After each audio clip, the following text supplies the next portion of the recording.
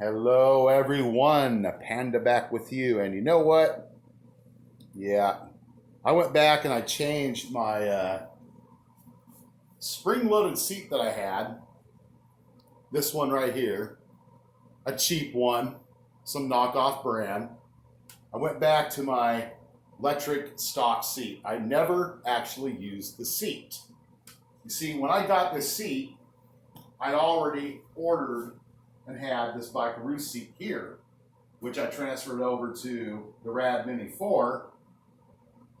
Of course, after upgrading the seat post on it to a suspension seat post as well. And I do also want to point out that no shape, way, or form is this a promotional thing, advertisements for these products. I'm not paid by these products. I pay for everything out of my own pocket, guys. All right, so just like a lot of you all do too. So yeah, this is not some endorsement or some type of crap like that. This is straight up, straight talk.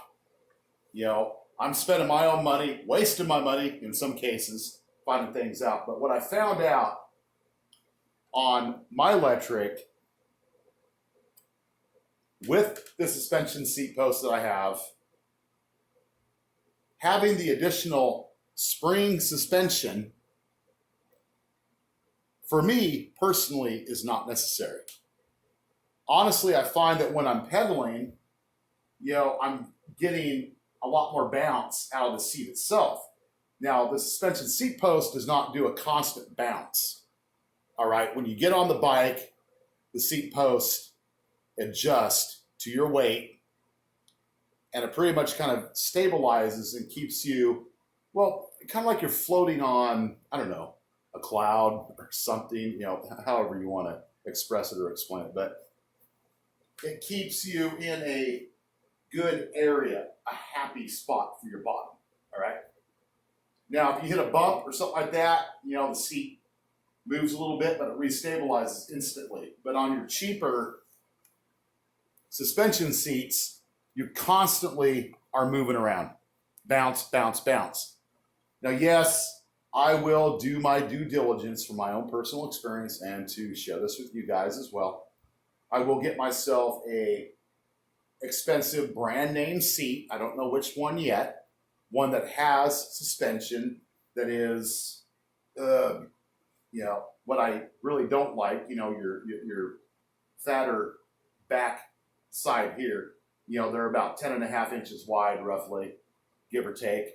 But I know on the more expensive brands of suspension seats, the comfort seats, the spring load base that they have under them is actually a lot tighter, and you don't get that excessive bounce that I was getting off this cheap seat right here, okay?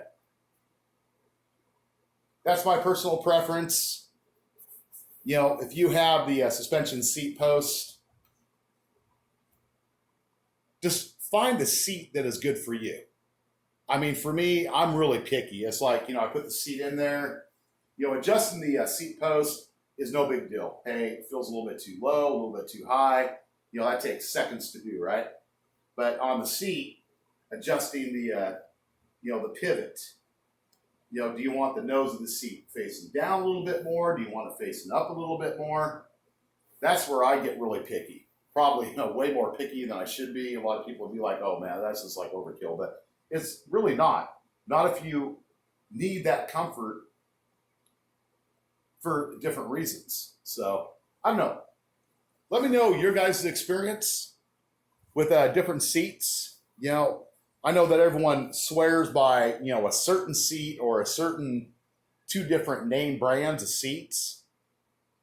But, you don't have to kind of stay in that niche, I guess you could say. Like, oh, everyone else is buying that seat, I need to buy it too. That's not always true, at least for every individual.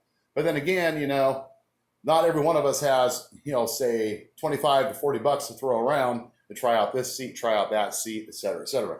Another thing I want to point out while I'm on that note, cheap seats, like the rails on this seat here,